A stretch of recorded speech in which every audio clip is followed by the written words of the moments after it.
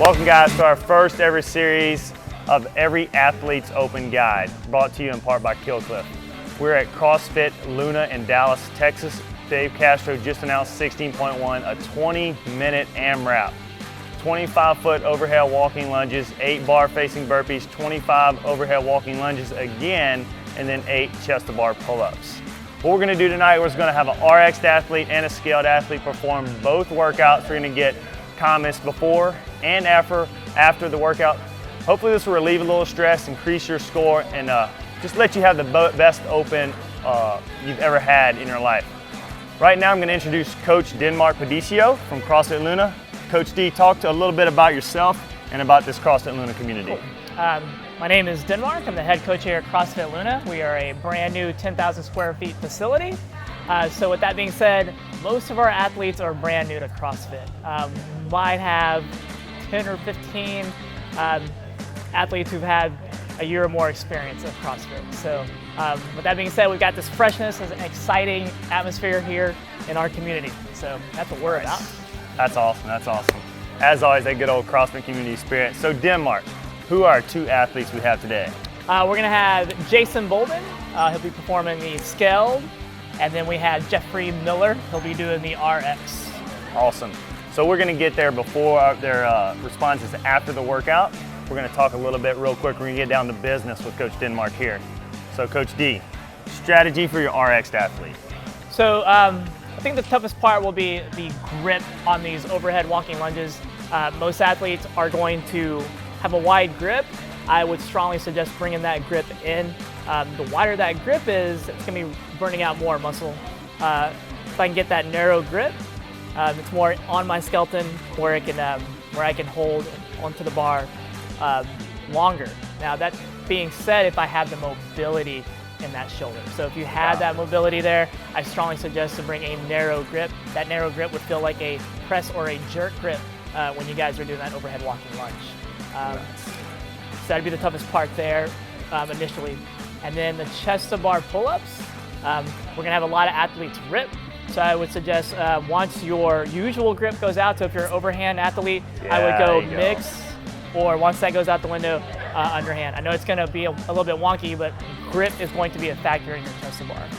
On your burpees, I would try to step into the bar because the further you are when you land out of that burpee, there's all that space and you're creating more time and work for yourself. So coming out of that burpee, I would step to the bar, lessen my distance. Nice, nice. So the little bit of changes we have as far as guidance for our scaled athletes, they'll be doing jumping pull-ups and they'll also be doing front rack lunges. So Coach D, talk a little about that because they won't have to worry about that overhead position and they also won't have to worry about as much hang since they'll be jumping. Right. For the most part, scaled, front rack's still gonna be a challenging position for people to hold. We're not there yet in that mobility in our wrists and triceps. I would go for that genie hold, really keeping those elbows up high. That way we're alleviating pressure on the wrist. So I would suggest that in your front rack lunges. And then same thing for your burpees, stepping up into the bar. And for the jumping pull-ups, that's gonna be really quad dominant because you guys are gonna be using legs. So I would try for the most part to pull a little bit more of my arm, saving those quads for those overhead lunges. Yeah, it definitely seems like a lot of quad work sneaking in those jumping pull-ups. So thanks Coach D for all the good advice. Let's see if we can get Jason and Jeffrey ready and see if that advice comes in handy. Let's do it.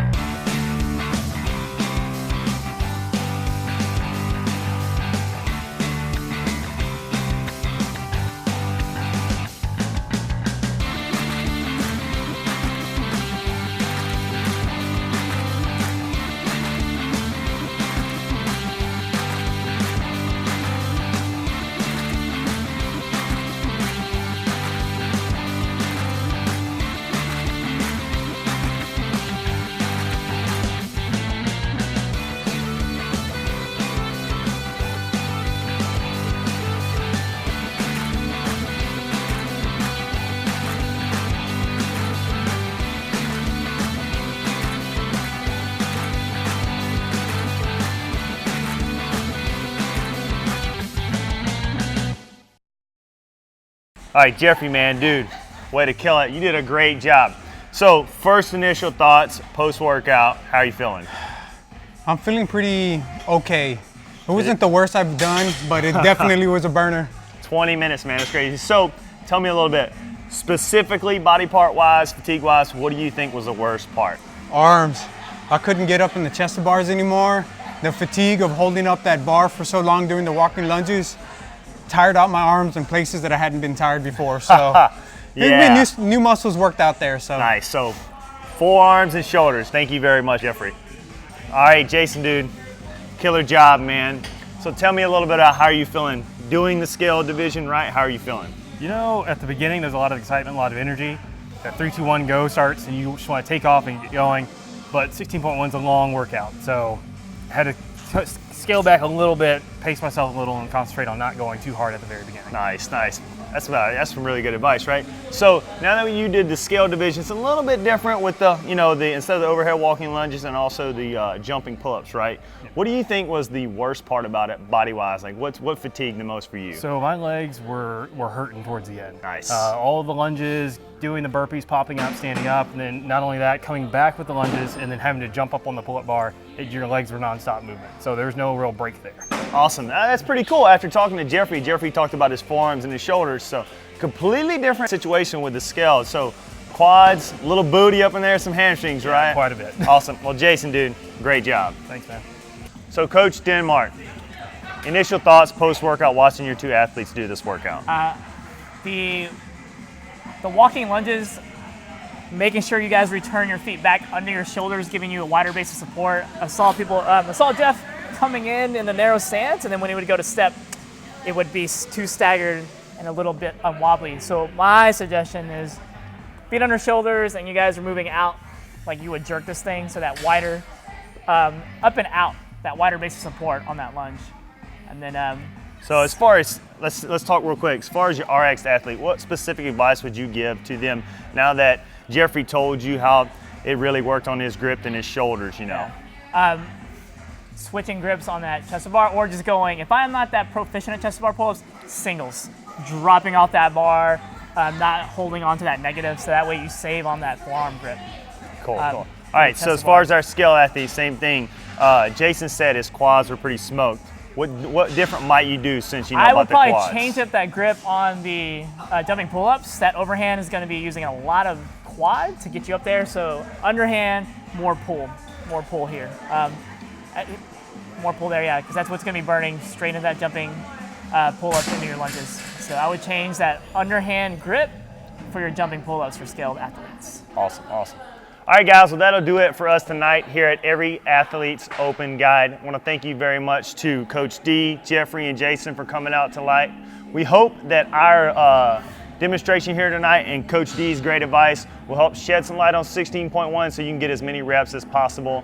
Other than Coach D and the two athletes, I want to thank Coach CrossFit Luna for hosting us. And if you're in the area, check out Dr. Gonzalez's City Chiro.